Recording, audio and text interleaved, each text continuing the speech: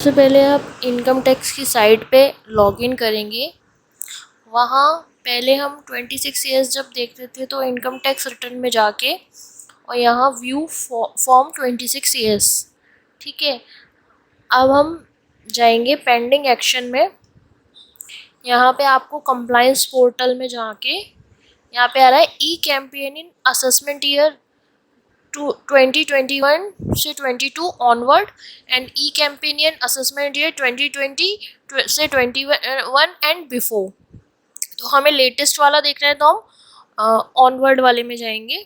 यहाँ पे ये बोल रहा है आपको अगर आगे कंटिन्यू करना है तो प्रोसीड करें, प्रोसीड कर देंगे। प्रोसीड करने पर ये ई कैंपेन का आ जाएगा, ठीक है। यहाँ पे आप अपना असेसमेंट ईयर सेलेक्ट करेंगे। सॉरी, यहाँ पे आपको AIS में जाना है, एनुअल इंफॉर्मेशन स्टेटमेंट। यहाँ जब आप आ जाएंगे तो AIS में आ गए आप। यहाँ पे आपको अपना ईयर सेलेक्ट करना है, तो हम अभी लेटेस्ट ईयर के लिए देखेंगे 2021, ठीक है। यहाँ पे दो दे रखे हैं, tax payer information summary and annual information statement. तो हम दोनों को यहाँ डाउनलोड कर लेंगे।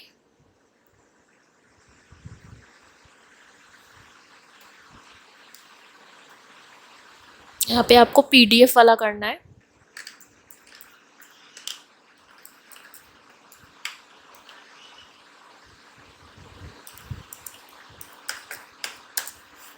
ये है एनुअल इंफॉर्मेशन स्टेटमेंट, ठीक है। अभी हमने टैक्स पेयर वाला किया था। तो एनुअल इंफॉर्मेशन स्टेटमेंट में यहाँ पे सबसे पहले पार्टी का पार्ट ए में आपको दिख रहा है यहाँ पे पैन नंबर, अगर आधार दे रखा है तो आधार, नाम, date of birth, mobile number, email ID, ये सब एड्रेस वगैरह आ गया।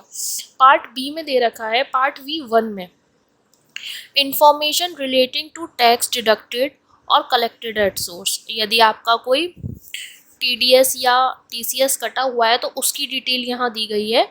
तो उसमें यहाँ पे नीचे ये भी दिया हुआ है किस क्वार्टर में, किस डेट में रिसीव्ड हुआ है, इसका भी पूरा यहाँ पे क्लारिफिकेशन दिया गया है। इसके बाद पार्ट B2 में information relating to specified financial transaction SFT में जैसे कि 10 लाख से ऊपर की अगर आपकी कोई FD है या 10 लाख से ऊपर आपने कैश डिपॉजिट किया हुआ है किसी भी अकाउंट में, तो उसकी डिटेल यहाँ दी जाती है। तो अभी यहाँ पे कोई ट्रांजेक्शन नहीं है, no transaction.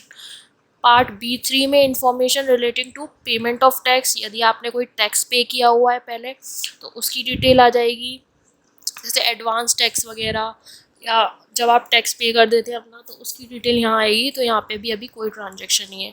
Part B4 information relating to demand and refund, तो अगर आपकी कोई डिमांड निकल रही है या रिफंड बन रहा है तो उसकी डिटेल आएगी। Part B7 any other information in relation to sub rule 2, यहाँ पे GST का टर्नओवर दिया गया है। अगस्त में आपकी इतनी हुई, सितंबर, मंथ वाइज दिया गया है यहाँ पे, ठीक है। तो उसके बाद GST परचेज में आपको यहाँ पे परचेज दी गई है मंथ वाइज।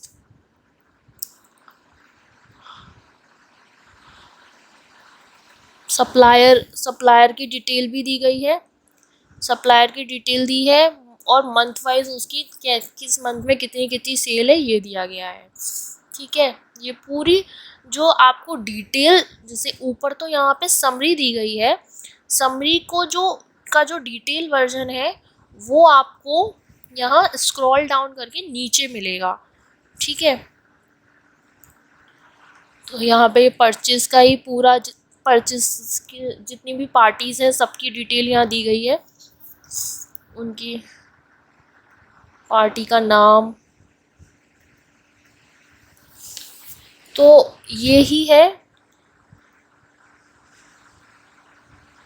एनुअल